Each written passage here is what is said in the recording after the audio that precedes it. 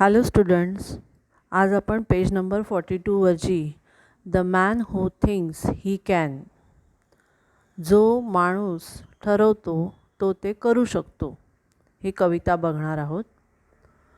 अतिशय सुंदर अशी ही कविता आहे. वॉल्टर डिविंटल या कवीची ही कविता आहे.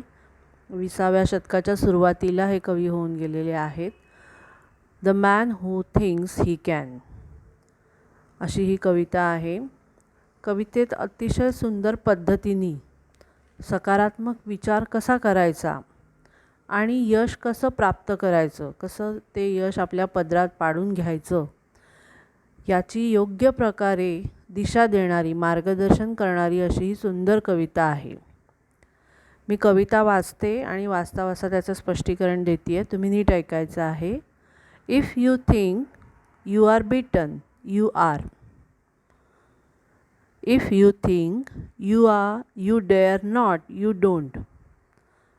जर तुम्ही असा विचार करताय की तुम्ही हरलेले आहात, तर खरंच तुम्ही आहात हरलेले. किंवा जर तुम्ही असं ठरवलं की हे तुम्ही धाडस करू शकत नाही, डेअर नॉट म्हणजे धाडस करू शकत नाही, तर ती गोष्ट तुम्ही कधीच करू शकत नाही. If you like to win, but you think you can't. तुम्हाला जिंकायला आवडतंय, पण तुमच्या मनात प्रश्न निर्माण होतोय की मी हे करू शकीन का? It is almost certain you won't. म्हणजे हे निश्चित आहे की तुम्ही हे करू शकणार नाही. सर्टन म्हणजे निश्चितपणे.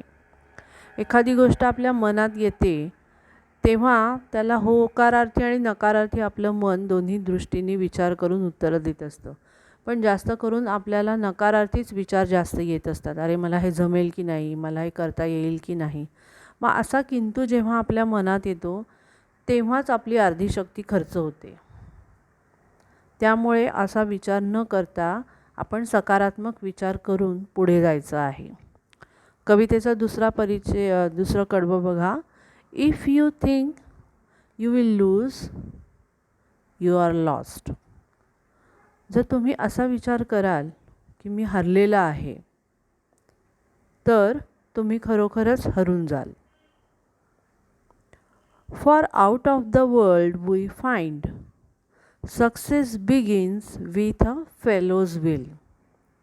हा कवी काय म्हणतोय की आम्ही संपूर्ण जगभराचा अभ्यास केला तेव्हा असं आढळून आलं, सक्सेस बिगिन्स, सक्सेस म्हणजे यश, हे कशावरती अवलंबून असतं? फेलोज विल म्हणजे व्यक्तीच्या प्रबळ इच्छाशक्तीवर यश अवलंबून असतं. जर व्यक्तीची प्रबळ इच्छाशक्ती आहे की मला यशस्वी व्हायचं आहे, मला पुढे जायचं आहे, तर कितीही अपयशाच्या पायऱ्या चढायला लागू देत, त्याला यश हे मिळणारच. It's all in the state of mind. यश हे कशामध्ये लपलेलं आहे? तर मनाच्या अवस्थेमध्ये. तुमची मनाची अवस्था कशी आहे? मनाने जर तुम्ही निराश असाल, दुःखी असाल, घाबरलेले असाल, तर तुम्हाला यश मिळणार नाही. पण जिंकण्याची इच्छा आहे, मला पुढे जाण्याची खूप तीव्र इच्छा आहे, माझी प्रबळ इच्छाशक्ती आहे, तर तुम्ही नक्कीच यशस्वी होणार आहात. तिसरा stanza. If you think you are outclassed, you are. Outclassed म्हणजे काय? तर एखादी व्यक्ती, तुमच्याबरोबरचीच व्यक्ती ही तुमच्यापेक्षा वरचढ होती आहे, तुमच्यापेक्षा पुढे जाते आहे, हे बघून तुम्हाला काय वाटतं आहे की अरे बापरे, आपण मागे पडलो आहे, आपल्यातलं बळ नाहीसं झालं आहे.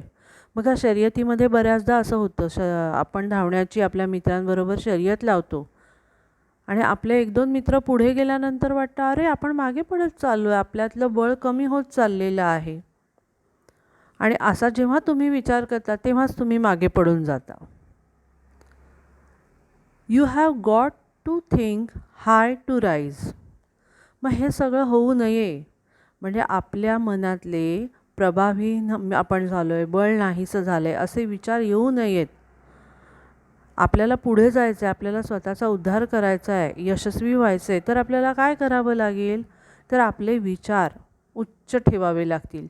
उच्च दर्जाचा विचार आपल्याला करावा लागेल.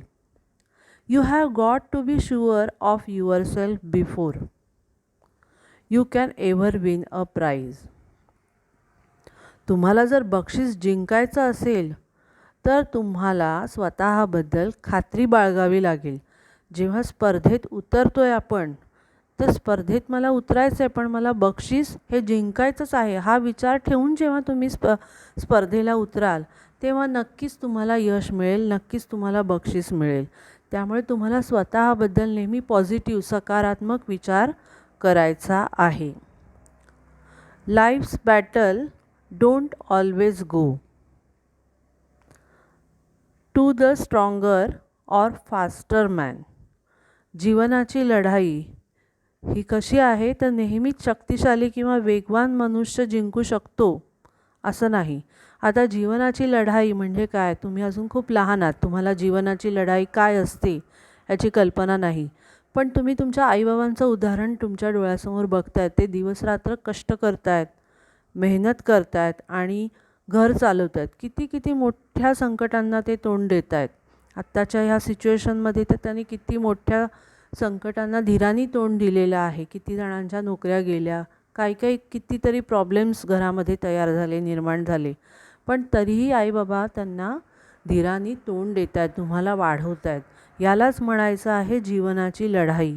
अजून तुम्ही त्या लढाईमध्ये खरं तर उतरलेले नाही आहात, पण तुम्ही दुरून तुमचं निरीक्षण चालू आहे. तर ही जीवनाची लढाई जी आहे ही नेहमी शक्तिशाली किंवा वेगवान मनुष्य जिंकू शकत नाही. तर कोण जिंकतं? But soon or late the man who wins is the man who thinks he can. मग कोण जिंकतं ही लढाई?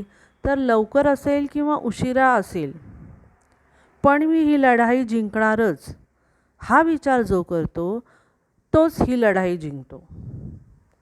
बघा, ह्या सिच्युएशनमध्ये, आत्ताच्या कोरोनाच्या सिच्युएशनमध्ये आपण जर हार मानली असती, आता आपलं काही खरं नाही, आता कसं होणार, असं जर टेन्शन घेऊन सगळेजण बसले असते तर अनेक कुटुंबांना अडचणी, त्रास निर्माण झाला असता. पण त्या प्रत्येकाने काय ठरवलं की मला यातून बाहेर यायचं आहे.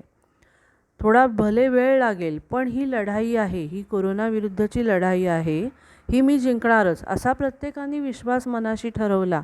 त्यामुळेच हळूहळू आपण सगळेजण या सिच्युएशनमधून बाहेर येतोय. सध्याच्या या परिस्थितीला अनुकूल अशी ही कविता आहे, the man who thinks he can. म्हणजे जीवनाची ही लढाई मी जिंकणारच अशी जो आशा करतो तोच माणूस पुढे यशस्वी होतो. तर अतिशय सुंदर असा संदेश देणारी ही कविता आहे. कवितेच्या खाली शब्दार्थ दिलेले आहेत. पहिला आहे will. Here it means the power of a persons mind. Will म्हणजे प्रबळ इच्छाशक्ती, मनुष्याची जी प्रबळ इच्छाशक्ती आहे ती. State of mind, the way someone things, feels etcetera at that time. State of mind म्हणजे मनाची त्यावेळची अवस्था. बघा, जेव्हा शर्यत आहे किंवा एखादी आपली लंगडीची मॅच असते किंवा कबड्डीची मॅच असते, एक अ वर्ग विरुद्ध ब वर्ग असतो, तेव्हा अ वर्ग जिंकल्यानंतर त्यांच्या मनाची स्थिती सगळ्यांची आनंदाची असते. तुलनेने जर ब वर्गाचं तुम्ही बघाल तर ब वर्ग हारलेला असल्यामुळे त्यांच्या मनाची स्थिती थोडी नाराजीची असते. म्हणजे ही मनाची स्थिती ही प्रत्येकाची त्या परिस्थितीनुसार, त्या वेळेनुसार बदलत असते. नंतरचा शब्दार्थ आहे outclass. A person is outclass when others are better than him or do better than him. म्हणजे एखादी व्यक्ती माझ्या पुढे जाती आहे किंवा माझ्यापेक्षा अधिक चांगलं ती करती आहे, हे बघून होणारी मनाची स्थिती.